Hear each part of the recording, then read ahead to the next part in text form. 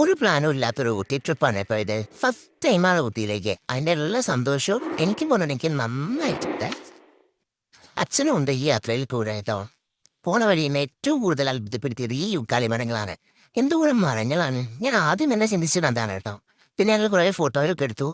അപ്പോഴേക്ക് ദൂതുക്കുട്ടിയുടെ സ്വഭാവമൊക്കെ ഏകദേശം മാറി തുടങ്ങിയായിരുന്നു. പിന്നെ അവൻ വല്ലാതെ ഛർദ്ദിക്കും. അപ്പം അതുകൊണ്ട് അങ്ങനെ ഛർദ്ദിച്ച് അവൻ ഉറങ്ങിയായിരുന്നു കേട്ടോ. പിന്നെ ഞങ്ങൾ ഭക്ഷണമൊക്കെ കഴിച്ചു.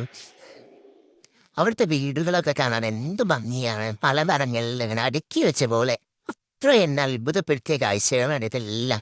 ടിബറ്റൻ മാർക്കറ്റിലാണ് പിന്നെ വണ്ടി പാർക്ക് ചെയ്തത്. അവിടെ ജയൻ്റെ ഒരു ഫ്രണ്ട് ഉണ്ടായിരുന്നു.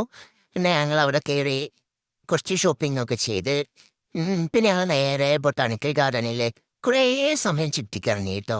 കുട്ടികൾ ഭയങ്കര ഹാപ്പി ആയിരുന്നു. ദുദുവിനും ഈ തിരക്കുകളിൽ നിന്നൊക്കെ യാത്രകളിൽ നിന്നൊക്കെ അവനൊന്ന് ഫ്രീ ആയത് നമ്മളിവിടെ വന്നതിന് ശേഷമാണ്.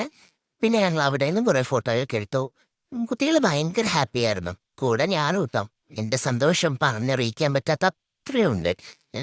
ഫസ്റ്റ് ടൈമാണ് ഇങ്ങനെ ഒരു യാത്ര എന്ന് ചോദിച്ചാലല്ല, പക്ഷെ ഇത് അത്രയും സന്തോഷത്തിൽ പോയൊരു യാത്രയാണ്.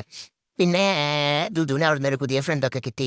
ദുദു പിന്നെ എവിടെ ചെന്നാലും കൂട്ടുണ്ടാക്കാൻ മിടുക്കനാണ്. അങ്ങനെ എല്ലാവരുമായിട്ടും തമ്മിലാവുന്നൊരു സ്വഭാവമാണ്. പിന്നെ അവർ രണ്ടുപേരും കുതിര സവാരിയൊക്കെ ചെയ്തു.